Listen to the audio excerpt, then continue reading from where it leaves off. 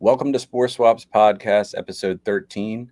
I'm Controlled Chaos. I'm your host, and I'm here today with Stephen Martinez of Rocky Mountain Mycology. How are you today?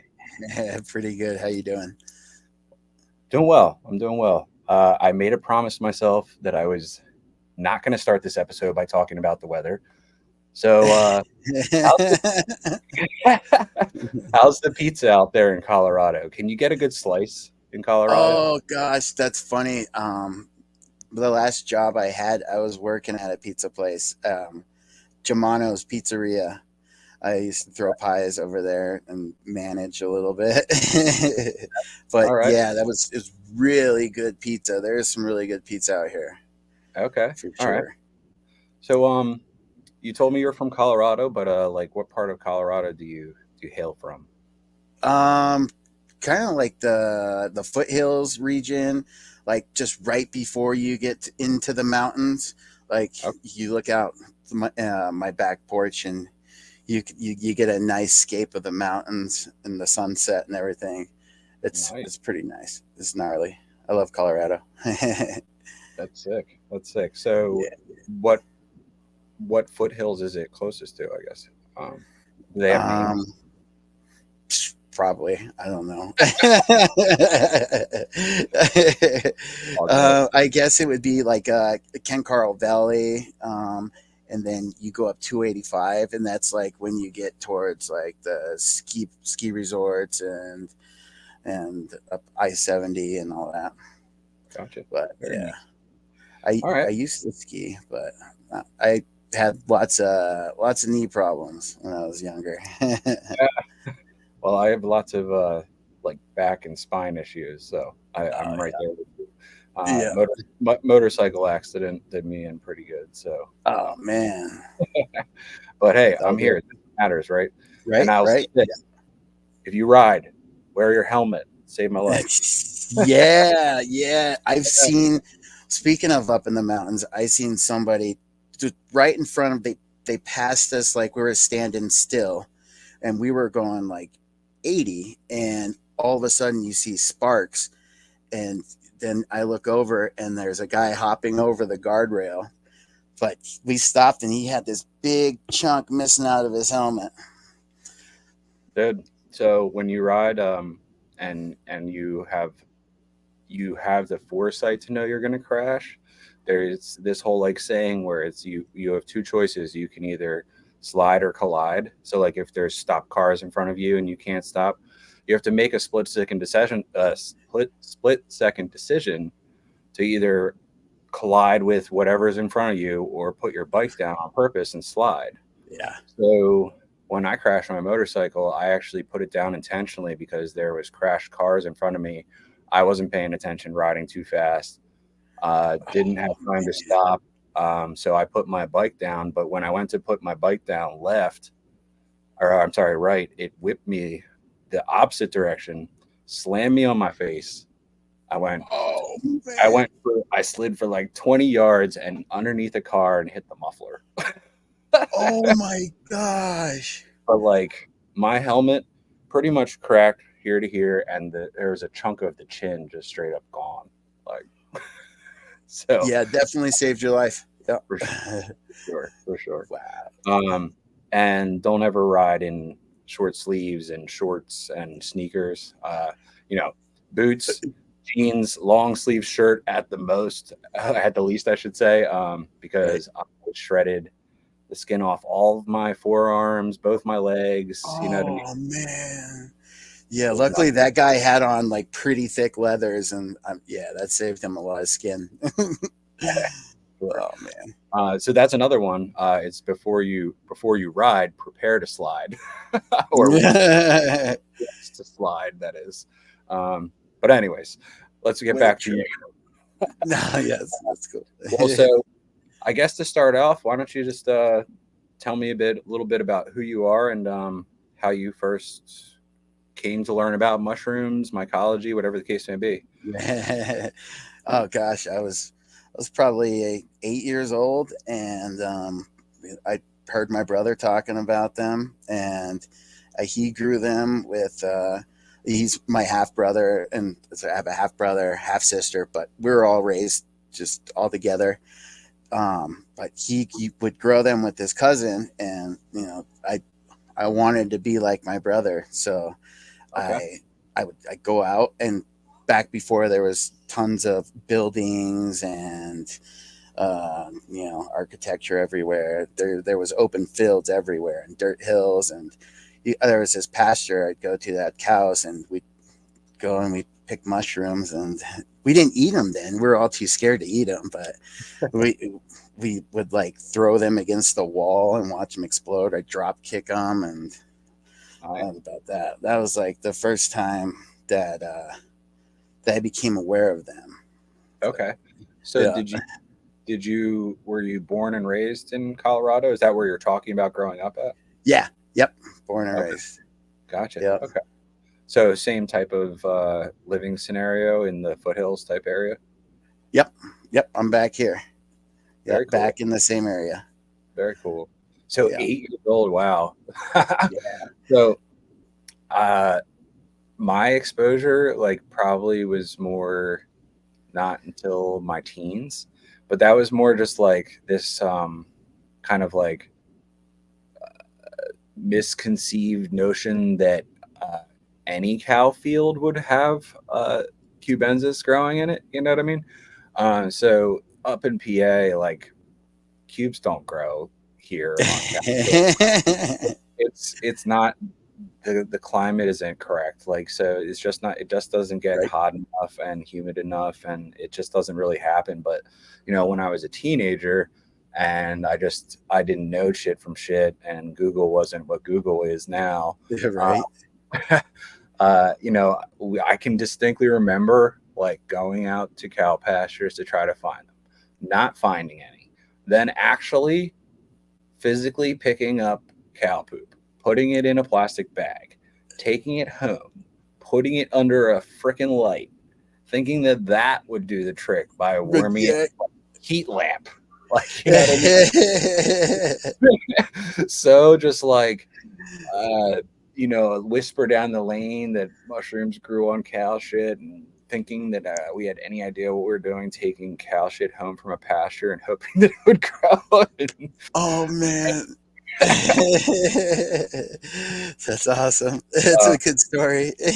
that was like back when I was like an early teen and found like hippie culture through music, you know what I mean? And Right. like, you know, got really super obsessed with Pink Floyd and the Grateful Dead and all these things, but I hadn't even really like dipped my toe into anything psychedelic yet.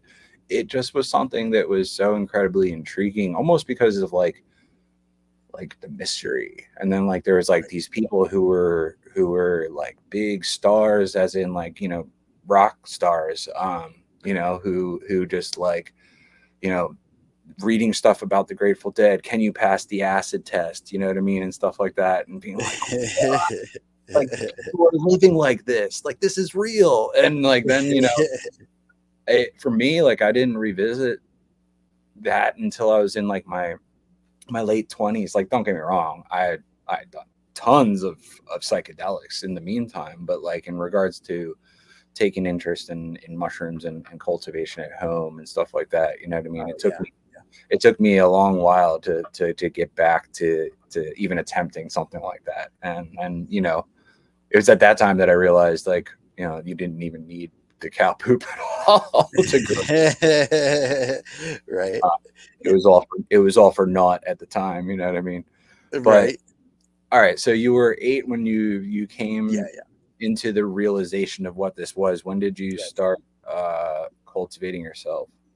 The first attempt was, I think I was a freshman. I was probably like 14, and was the hawk's eye, I believe, something like that. The hawk's eye, but I Huh? didn't know much about mushrooms. I ordered a grow kit from I don't know what company, and I injected the spores into it, and I'm pretty sure they were azarescents or something like that. So it colonized, but I never grew any mushrooms.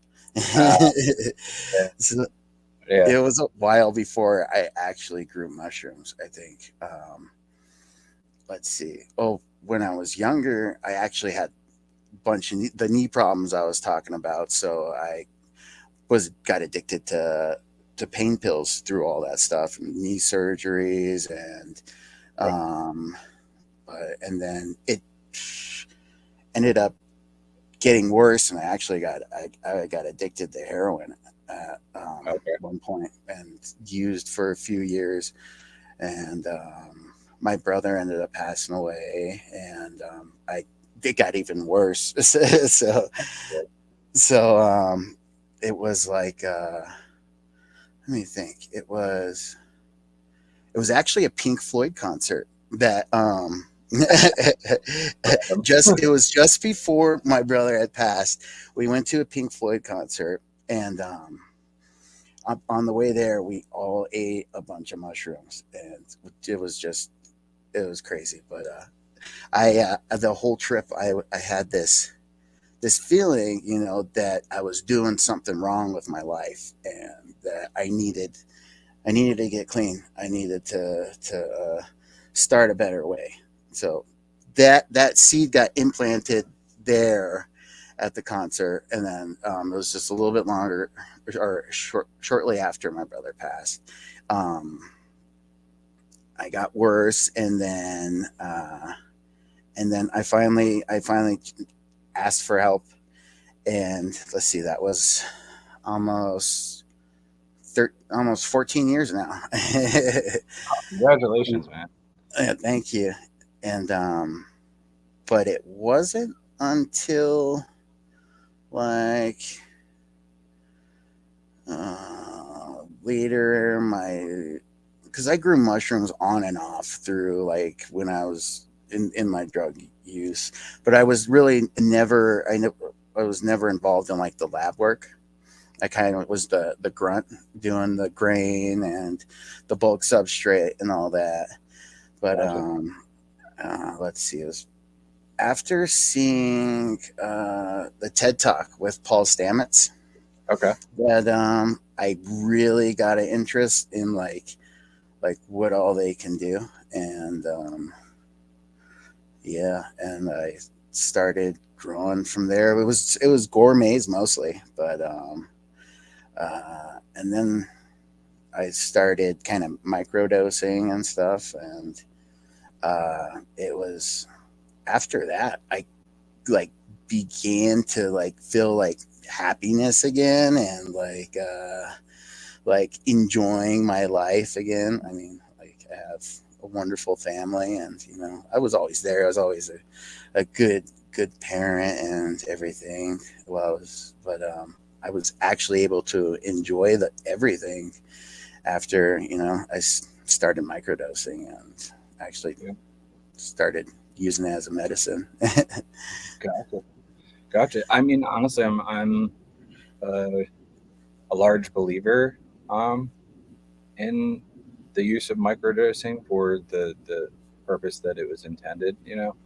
Creating neurogenesis and being able to create new communication pathways in your brain. And I, through talking to a lot of different people in this industry, both professionals and customers alike, um, so many people have gotten into it either for to help their mental health with depression, anxiety, PTSD, things of that nature, or to help to treat some sort of substance abuse, like the use of psilocybin for curbing addiction is real. Like it can be used in that type of way, and I absolutely do 110%. You know, side with that when people are talking about it. And I'll say, I'm not a medical professional. Please don't listen to anything that I say. It's just a matter of opinion to our viewers. Um, but it helped me through something that was an addiction. It was just more me wanting to get off big pharma for the purpose. So after my motorcycle accident, I had to go on gabapentin, and there's just something with that particular nerve medication that you have to titrate off of it. You can't just stop taking it. And I did not follow instructions and abruptly stopped taking it. And it just made my brain melt.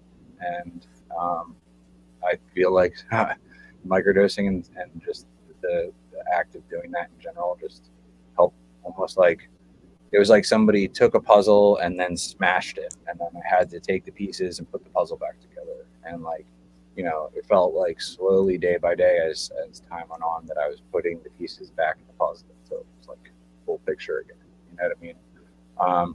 And I think that that's what a lot of people are looking for when they start cultivating is either in some way, shape, or form trying to put that puzzle back together. You know what I mean? Because they're just missing a few pieces, and it's just not right. You're not feeling whole. You know what I mean? Right. Yep. And you feel that again. And so like with your, I mean, are you cool talking about your brother, etc.? Yeah, definitely. So with Yeah. your brother, like, um, did you lose him to something substance abuse related? Oh no, it was actually suicide. Oh man. And crazy enough, I found out from his friends that it was after they had did a bunch of mushrooms or something. So he was in a bad place, I guess, afterwards, like the experience. Wow. Right. That's Yeah. that's so wild. And And that's I just found that out not too long ago.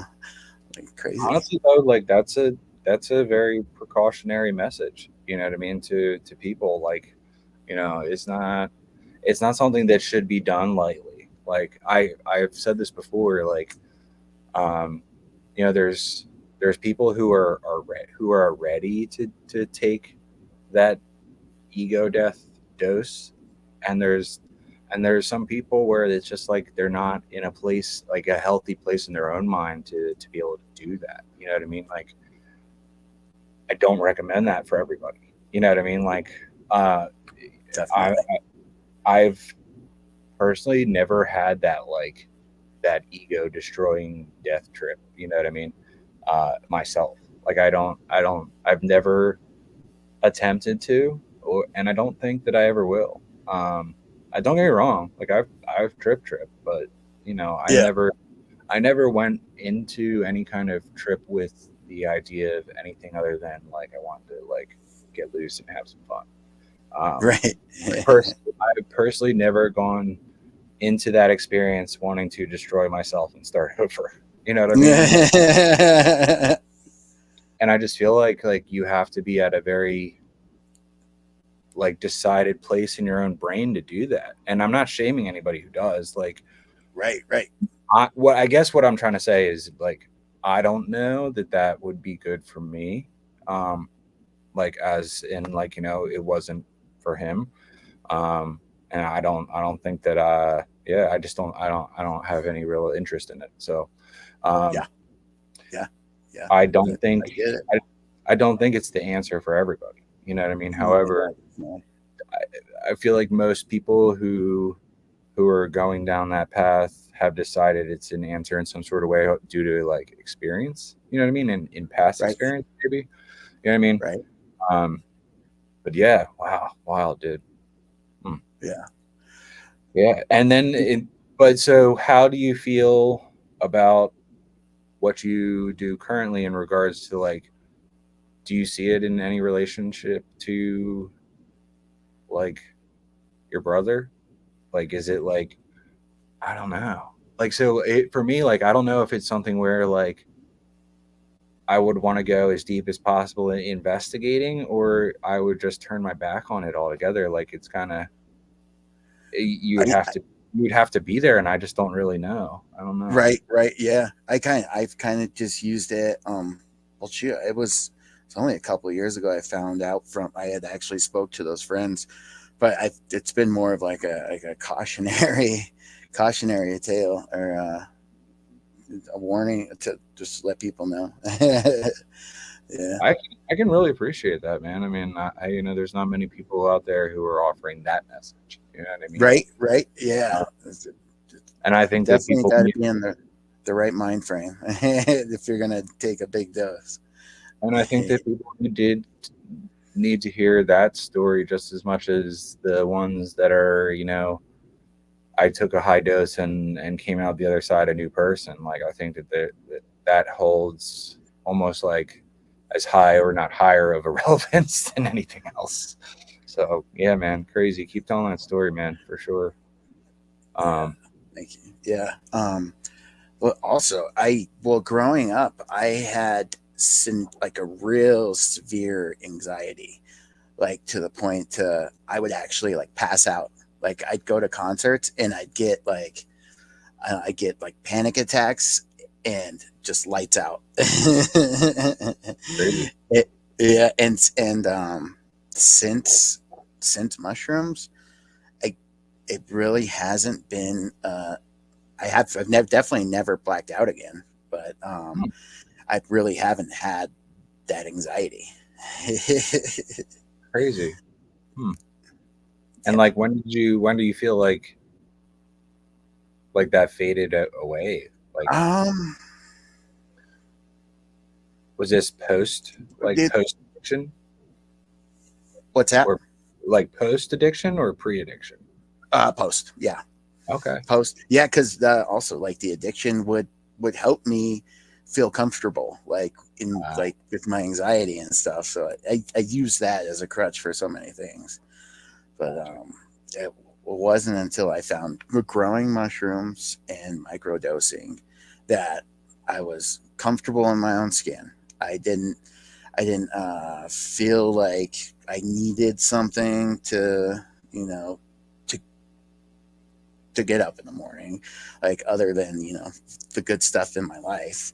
Yeah. Yeah. And um,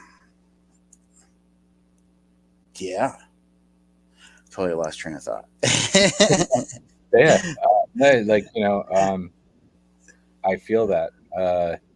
You know, I also like earlier in life went through several addiction periods, and it's at that time where it's like, it just becomes part of routine. And that's like another part of like addiction is like, Right, you want to at the time you get up, and mid morning, and mid afternoon, and all these other things, and like it becomes a routine of when you do your thing. And right. it's a hard thing to break, man, especially if it goes on for years and years and years. Yeah, Because you're breaking more than addiction. You're breaking all around routine, habit. Like right, your life starts to essentially completely revolve around it. So right. Exactly. Yeah, it becomes your life. Yeah, yeah. now we got this amazing hobby that becomes that routine exactly. Not Yeah. as harmful, but I get up at 4:45 a.m. for work, and I actually set my alarm earlier so that I can go down and check out what's going on in my space with my grows real quick. And honestly, it makes me like it's almost like it starts my day with a feeling of uh like satisfaction. You know what I mean? In the sense of like before I step Hmm. out to go to my place of business, where I have to put on a happy face, like it actually does put my mindset and headspace in a good place. You know what I mean? Yep. Um, Oh yeah. so Definitely. it just becomes the new routine outside of substance abuse. That's like Yeah. Yeah. the healthy one, the one where it's Right. actually teaching Yeah. you and make you Yeah. learn responsibility. And yeah, Yeah. nothing that Definitely. nothing that having a kid wouldn't teach you anyway. But Right. Right. Right. sometimes, people, we can feel like we're more successful cultivators than parents. So there's can have rough days. But in this world, life's pretty good. But why don't you tell me more about Rocky Mountain Family Mycology? Okay, so tell me about when your business started, and tell me the story behind your name. Um, I want to hear about the family aspect, and before before you came to SporeSwaps, like what you were doing. So yeah, why don't you tell me Um, a little bit about your yeah. business currently? So growing mushrooms probably started like full on started 2019. Um, just mainly gourmets, and then started picking up all the other fun stuff, and then friend at work, pushed me to turn it into more, to make it more, to offer some of the genetics I have, and um, yeah, to start a business. And I'm not very business minded. If it were up to me, I'd give it all away. And I think that's been like the hardest part, is like not like just giving it all away. Yeah. So like, yeah, 2020, we actually came up with the name, my wife and I, or fiance rather, um, and we wanted the family aspect in there because we have three beautiful daughters and granddaughter, so we want to incorporate the family because they're they're always helping us with grain and stuff like that. My granddaughter helps with grain now. She Nice. holds the bag while I scoop the grain in and all that. That's So awesome. it really is like a family thing. Well, That's that's like yeah, but that's goals for a lot of people. So yeah, but now that they're like getting older and like have their own lives and stuff, I'm training my granddaughter to be my new lab partner. So okay, that's awesome. And so does your fiance, like, does she know the process full on? Like, could she, if you weren't standing there, could she do it by herself? Like that kind of situation? yeah, yeah, I- definitely, yeah. So because yeah, like anything I read or I do, I tell her about. So she wouldn't think that she could, but she definitely could if she didn't think about it. Yeah, she knows it That's awesome. in and Now, out. and so did she have any experience with it before you, or no? No, Okay. no, no. Yeah, we kind of yeah. That was her first experience with it. Mushrooms in general. Like, she's always loved mushrooms, but cultivating them, that was yeah, it was new for her. That's And awesome. but she does like all the art and stuff like that, Okay. and advertisements and all the art stuff. She's really art oriented, so she's Okay. yeah, so That's she does awesome. that part. Yeah, man. That's great. Little tag team action, Yeah, divide and conquer. So, yeah, definitely. you're handling the lab art and she handles the art, in the Yeah, advertising aspect of it. That's awesome. right. Yeah, I wish I had some help in that regard. But it's really cool that you guys, like, are able to share a hobby and something that you're both passionate about together. I mean, that's really cool. Um, definitely. and especially because she didn't have any uh, exposure to it before you. You know what I mean? Like, this is something that, like, you was your passion, that she now has become passionate about it, essentially because she wants to spend time with you. That's what it is. Right, right, yeah. If I want to hang with Steven, he's in the lab all the time. That's Right. yeah, that's cool that you guys can, bond and help supplement each other in the places For that sure. you're the aces in their places, as they say. You know what I mean, in terms of the business. Right. Cool. That's cool. Um, so why don't you tell our viewers a little bit about some problems that you might have come across when cultivating or learning to cultivate. I keep trying to, like, bring in some information for more beginner people, because a lot of the people who are SporeSwaps customers and viewers, are on the beginner to intermediate scale. So why don't you tell me about a little bit about anything that you could help? that you could offer our viewers in regards to tips on growing, what to do, what to not do? Uh, I don't know. Give me like your top three. all right.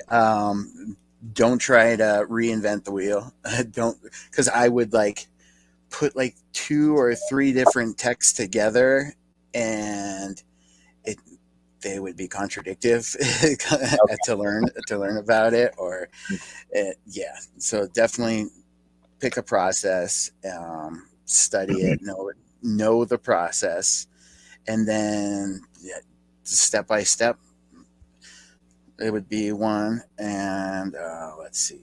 Oh gosh, I got really bad with just wanting to get all the genetics I could and starting them, and it was like I was getting burnt out trying to keep after all the genetics. So yeah, I would definitely wouldn't bite off more than you could chew. Start Gotcha. small. Start with like a couple of your favorites and really get to know those ones, and then move on from there. Um, let's So see. I would say that like something that you said earlier was when you first started and you bought like a grow kit that you had bought something like Azarescence Yeah, yeah, yeah. and it didn't fruit, right? Right. So, you know, that's a bit more of an advanced variety to start Yep. with, for sure. So, wrong variety for a beginner. I would say to kind of just bounce off of what you said, to keep your variety low as a beginner and to start at the beginning. And we all know what the beginning is. Uh, it's been told to us over and over and over again, and it's truly the place to be. That's to start your like start with something super simple like a B plus, like a GT, Golden Teacher, um, Mm-hmm. and get good at growing, not good at growing different varieties. You know what I mean? Um, Yeah, because exactly. they're like renownedly the super easy. Um, you know, everybody's done them. They've been that actual genetic has been worked to the nth degree where it's you don't have to work it to like get it to fill tubs. You know what I mean? Most likely the genetic that you're receiving has been worked 1,000 times over. So you know, I would say Definitely. for beginners that's definitely a good call out to keep it low, uh, and start with beginner varieties as a beginner. Definitely. Yeah. And then also back to the first one, you said, I just actually posted a video like 2, 3 nights ago about how to make a shoebox monotub. And that's obviously like, beginner of the beginner of the beginner information. But it's one of those things where people don't know what they don't know. And we so seldom look over the fact that some people might not even know how to construct a box right. You know what I mean? Right. Um, Yep. and I'm trying to like I'm like weird. Like it's like I feel like I've done a bunch of stuff. It's been years since I've been doing this, and I'm kind of like going backwards because I went too fast to start. You know what I mean? I Um, do. Yep. so I still have. I couldn't even tell you like hundreds of like maybe like over like 100 varieties that I don't have in my store. You know what I mean? That are just Yeah. Yep. old, old stuff that I like went out and went crazy, bought everything Yep. I could possibly find for like Yep. a year. And then the next thing I knew, I had like a couple hundred different variants and had grown like 50 of them. You know what I mean? So Yep. it was just like you get to a point where like if you're just like buying everything you see, where you're never going to catch up. Like Right. I don't have enough time to fulfill orders and work all this older stuff. You know what I mean? So like it was all for what? Like yeah, I have a genetic library where if the world ended, it would be like I could start, uh, my heal from Spore again if I wanted, but like so um anyways, where I was going with that was in the actual video, it just was posted with the tag "Kiss Tech" or "Keep It Simple, Stupid." Um, Nice, and nice. the "Keep It Simple, Stupid" like methodology isn't something I invented or anything like that. It's nothing new to any industry, but like what you said, like when you read a bunch of texts and then you attempt to combine the texts and Right, think that you're like smarter than what people have already done right, thousands of times, um, right. then it doesn't work out the way you wanted it to, and then you go back to just following instructions line for line like you're making a recipe, and shit, the next thing you know, you got great au gratin potatoes. Oh, I don't know what the fuck. Um, but yeah. All right. So, anyways, that was your first two. What are you going with for your third? uh, you got to get your lab work down, like your sterile technique. That's really big. Or even if it's just a still air box, you find your process and you keep everything clean. Um, Cleanliness, yeah, that's a big one. Yeah, Can cleanliness. never be can never be too sterile. That's for sure. Yeah, definitely. We probably clean every week, the lab every week, and then a deep clean every 2 weeks, give or Yeah. take. Yeah. So I know a lot of people don't have like a fully dedicated space, to do mycology, and as in, not everybody in the universe is lucky enough to have like a full spare bedroom where they can do mycology, and you know what I mean, and like call it like a micro room where that's all it's. Most people are putting a lab space into already currently existing space and doing it where they can that they feel is most sterile. So, um, I would definitely have to mirror that too. Wipe down air vents. Be aware of where air vents are. If like these are things for people who don't have a lab, a flow hood type situation where they can sit there and work in front of sterile, well, not sterile, but like relatively clean air. Right, Um, right. so in regards to myself, when I used to work in a still air box, like I would wipe down the vents. I would shut off my air conditioning system altogether so that they wouldn't be blowing at the time that I was working at all. Yep, You know what yep. I mean? So I think that those are two things that can definitely help. Like your air quality is a lot of that's going to be coming from your AC system if it's filtered, all that other shit. But Yep. you can take filters, right, and attach them to something that makes it sit over top of your air vents as well. So if you have ceiling, you know what I mean? Right. What do they Yep. call it? Central Uh, AC. yep. Uh, I've seen people actually take um, command strip Velcros and put them flat side down, and then straight up just take a filter over top of so like Oh, even if, nice. so they wouldn't have to shut down their AC and make the Right. temperature in the room fluctuate. You could still run your air system and then have a filter on the exact outside of the vent. You know what I mean? That's So I've seen people do wild things, but uh, yeah, that's a good call out. Is cleaning often if you don't have a flow hood, and then also, I mean, if you do have a flow hood, changing your pre-filter is not an oh expensive thing to gosh. do, and like you can extend the longevity life of your HEPA filter on the front side by being very diligent about changing your backside pre-filter. You know what I mean? Yep. Like you can extend the life of your HEPA filter in the front by years by simply just keeping up with changing your pre-filter. Um, Oh yeah. I mean, I don't know how often people change slash and or clean or whatever you do with a HEPA filter, but I've been using the same flow hood for 3 years. I've never had to change my front filter at all.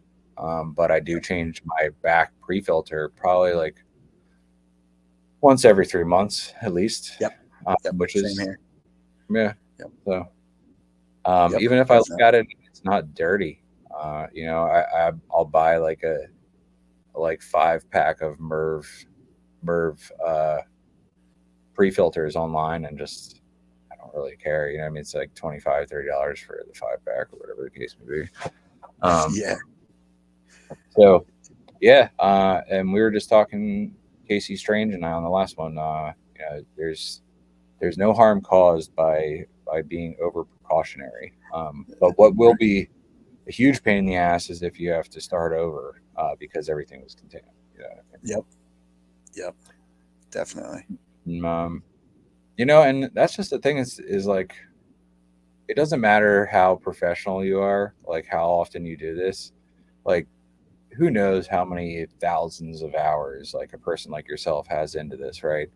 But like it's just nature, man. Like it's gonna happen no matter what. And so you can always tell that if you were to send something to somebody, and it's very seldom, few and far between, that I get reached out to about something that reached somebody and was contaminated for some reason. And I'm talking about like plates, because I don't sell LC, but I sell plates. And Right.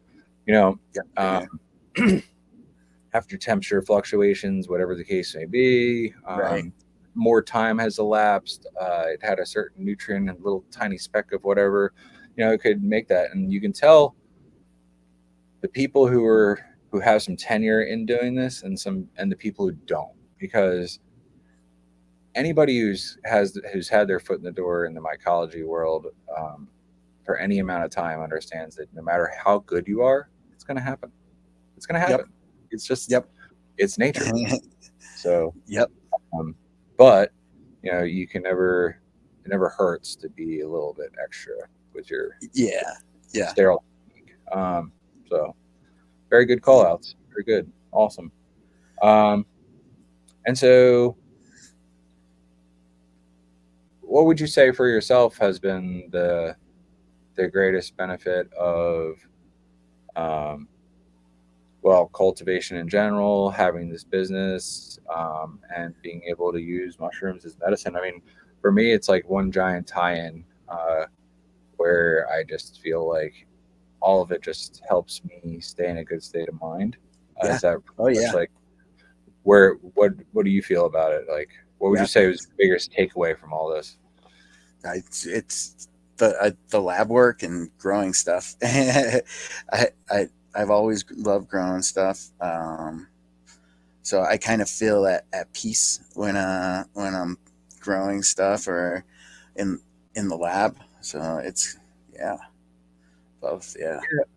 I will say this: there's very few things that I can say that I do that's not that my mind isn't other places while I'm doing it. You know what I mean? Like when you're at work, you're thinking about home. When you're at home, you're thinking about work, whatever the case may be. But when I go to do lab work, maybe it's just like the heavy white noise that's getting poured over top of you while you're, but like it's one of those things where when I'm out on a hike in nature and when Oh I'm yeah. doing lab work are about the only two times that like my brain just completely disassociates from any external Right. thought. Right. And I'm just like present in what I'm doing. Yep. Yeah. So Exactly. I think it's really good for my own mental health.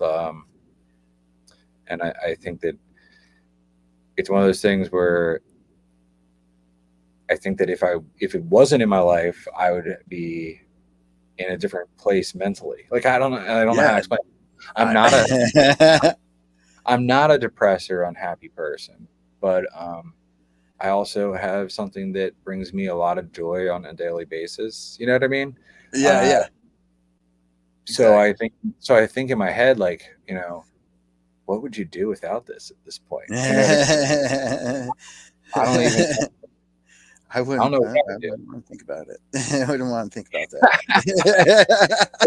If I subtracted it from my life tomorrow, I feel like it would have a detrimental impact in a negative way. You know what I mean? So Dude. that tells me, you know what I mean, how much uh, joy this brings me, and how much I need it in my own life to like feel that sense of balance and you know not not just get buried under the heaviness of life sometimes. Right.